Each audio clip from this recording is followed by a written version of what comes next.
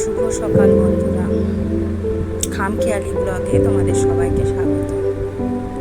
আজ তো সকাল থেকে কেমন বৃষ্টি হচ্ছে দেখো, আকাশ পুরো একবার অন্ধকার হয়ে আছে। একবার ছাদে গিয়ে এই ভিডিওটা তুলে এলাম। তোমাদের ওখানেও সব বৃষ্টি হচ্ছে নিশ্চয়ই। কদিন যা গরম পড়েছিল, এই বৃষ্টির অপেক্ষায় সবাই ছিল। বৃষ্টিটা হতেই যেন সবাই ঠান্ডা হলো, শান্ত হলো। গাছপালাগুলোও যেন একবারে যা হয়ে গেছিল, সবাই যেন একটুখানি আরাম পাচ্ছে। আর বৃষ্টি পড়া মানে আমার মেয়ের হচ্ছে মানে একদম শুরু, সকাল থেকে শুরু করেছে বৃষ্টিতে ভিজে চান করবো।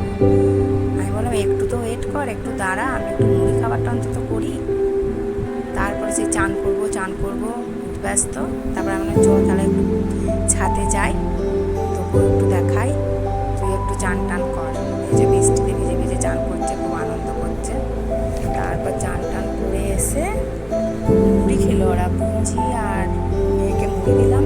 আমাদেরও মুড়ি বেড়েছিলাম, কিন্তু দোকানে একটা ঘুরতে ছিল বলে রাজু একটু ব্যস্ত ছিল, ওই জন্য আমি আবার একটু দোকানে গেলাম, দিয়ে এসে আবার আমরা মুড়ি খেলাম। মুড়ি টুড়ি খাওয়ার পর আজকে বৃষ্টির ওয়েদার, খিচুড়ি তো করবোই, তার সাথে মানে একটা সর জমে গেছিলো, ওই জন্য একটু ঘি তৈরি করবো বলে এই সরটাকে নাড়াঘাটা করছিলাম। দিয়ে আমি এইভাবে ঘি করি, যেইভাবে করি সেইভাবেই তোমাদের দেখাচ্ছি। দেখো আজকে ঘি করবো খিচুড়ির সাথে, তাহলে ঘিটা আর কি জমে যাবে একটুখানি। আর আমি ঘরে দুধ নিই, তো ওই সর তুলে তুলেই ঘি তৈরি করি। এখন আর ঘি কিনতে হচ্ছে না, না হলে ঘি কিনতে হয়। যদি ফ্রিজে ছিল, সকাল থেকে বার করে রেখেছিলাম, ফ্রিজে একদম জমাটি হয়ে থাকে, তো তারপরে মিক্সিতে ভালো করে ইয়ে করে দিলাম, মানে গুঁড়িয়ে নিলাম অনেকক্ষণ ধরে। তাহলে মনে হলো যেন প্রথমেই একবারে যেন ঘি তৈরি হয়ে গেল।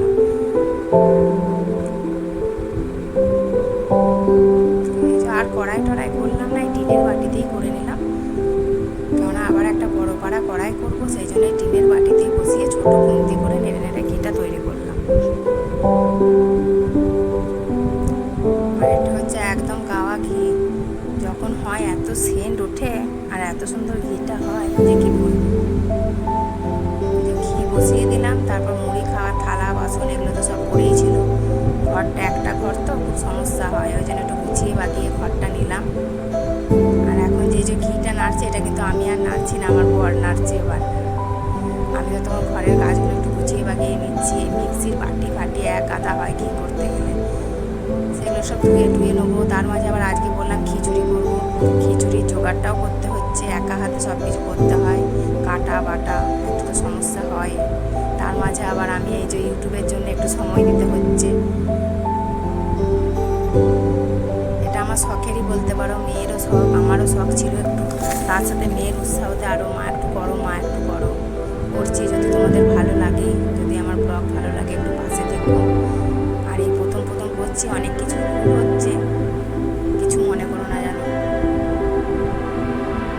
দেখো ঘিটা হয়ে এলো।